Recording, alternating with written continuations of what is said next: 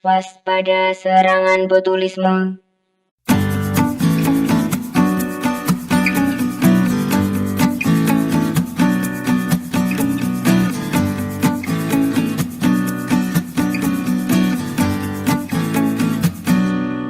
Wichita, Kansas, Amerika Serikat, Minggu 23 April 2015. Mendadak penglihatan kabur, sulit bicara dan menelan, serta pusing usai menyantap makanan saat potluck. Bahkan terdapat 1 orang yang tewas, sedangkan 23 lainnya dilarikan ke rumah sakit. Hal ini berawal pada tanggal 19 April 2015 saat menggelar acara makan-makan yang biasa disebut potluck. Korban dari keracunan ini adalah jemaat Cross Point Free Will Baptist Church, Amerika Serikat. Hal ini menyebabkan 1 orang nenek berusia 54 tahun meninggal dunia dan 23 jemaat lainnya harus dilarikan ke rumah sakit. Berdasarkan diagnosa, diduga para korban terserang penyakit botulisme.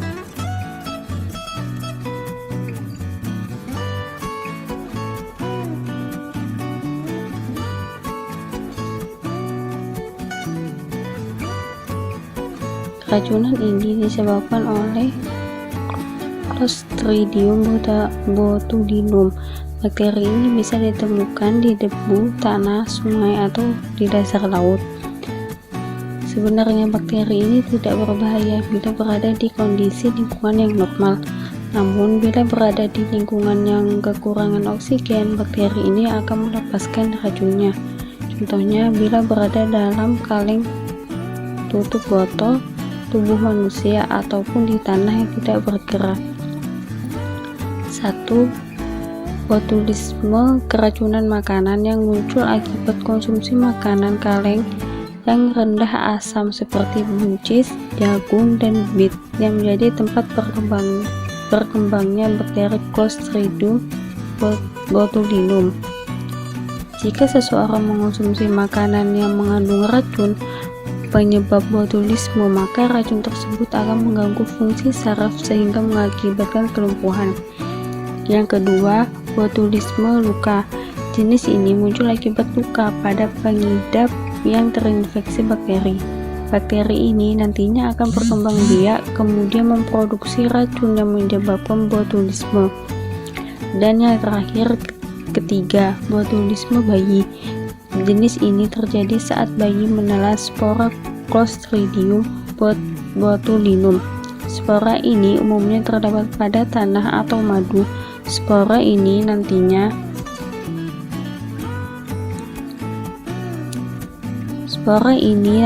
bisa berkembang biak dan memproduksi racun, tepatnya di saluran pencernaan. Dalam kebanyakan kasus, kondisi ini umumnya terjadi pada bayi di bawah 1 tahun. Ketika botulisme menyerang seseorang, maka pengidapnya akan mengalami beberapa gejala. Nah, di sini saya akan menjelaskan gejalanya. Gejala ini bisa berbeda-beda pada tiap pengidapnya. Gejala ini bisa timbul beberapa jam atau hari setelah bakteri masuk ke dalam tubuh. Gejala ini berdasarkan penyebab dan jenis botulismenya. 1. Botulisme, keracunan makanan, kesulitan menelan dan berbicara, mulut kering, otot wajah lemah, gangguan penglihatan, kelopak mata lemas, kesulitan bernafas, mual, muntah, kram perut, dan lumpuh. Kedua, pada botulisme luka itu terjadi gejala kesulitan menelan dan berbicara, otot wajah lemah, gangguan penglihatan, kelopak mata lemas, kesulitan bernafas, dan lumpuh. Ketiga, pada botulisme bayi itu akan terjadi gejala sembelit, kesulitan mengontrol kepala, gerak tubuh tidak bertonus atau tidak ada tegangan otot seperti boneka. Setelah itu menangisnya lemah, mudah marah, sering mengeluarkan air liur, kelopak mata lemas terkulai, kelelahan, kesulitan untuk menyedot atau makanan, dan lumpuh. Bagaimana penanganannya? Yang pertama, penanganan yang perlu diberikan adalah pemberian antitoksin. Lalu, pemberian ventilator atau alat bantu pernapasan untuk pasien yang sulit bernapas. Selanjutnya, pemberian antibiotik untuk penderita wound botulisme.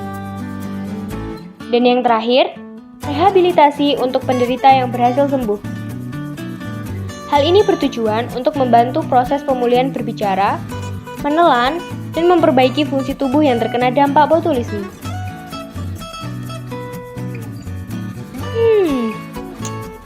Lalu, bagaimana pencegahan agar terhindar dari botulisme?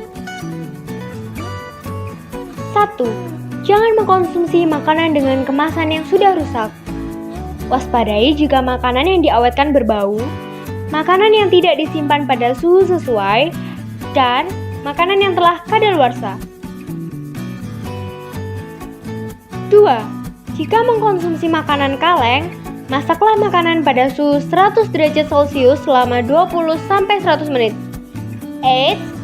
Tergantung jenis makanannya ya. Ketiga, jangan berikan madu pada bayi di bawah 1 tahun, meskipun sedikit, karena madu mengandung spora bakteri Clostridium botulinum.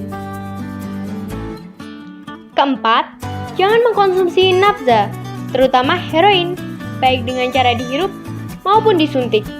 Penggunaan jarum suntik yang steril tidak dapat mencegah botulisme. Hal ini disebabkan karena penyebab botulisme terletak pada heroin itu sendiri.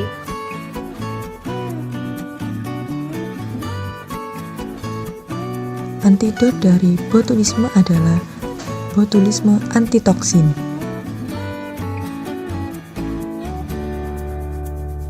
Pemberian antitoksin tidak dapat menghentikan kerusakan, tapi dapat memperlambat atau menghentikan kerusakan fisik dan mental, sehingga tubuh dapat mengalami proses perbaikan selama beberapa bulan. Antitoksin diberikan sesegera mungkin setelah diagnosis ditegakkan. Pemberian ini pada umumnya efektif bila dilakukan dalam waktu 72 jam setelah terjadinya gejala. Botulinum antitoksin bekerja dengan mengikat toksin botulisme dalam darah. Dalam tinjauan farmakologi klinis yang disampaikan oleh Changine, dilaporkan bahwa fragmen antibodi poliklonal FAP aksen 2 dan FAP mengikat toksin botulinum bebas, yang kemudian mencegah toksin diinternalisasi pada reseptor kolinergik pasca sinaptik. Karena antitoksin hanya mengikat toksin botulinum bebas, ia mencegah perkembangan gejala, tetapi tidak dapat membalikkan kelumpuhan yang sudah ada.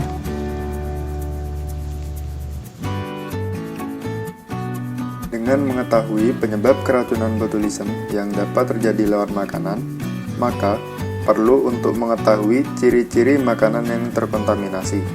Hal ini dapat dilihat dari kemasan makanan yang sudah rusak dan juga bau. Waspadalah sebelum mengkonsumsi makanan.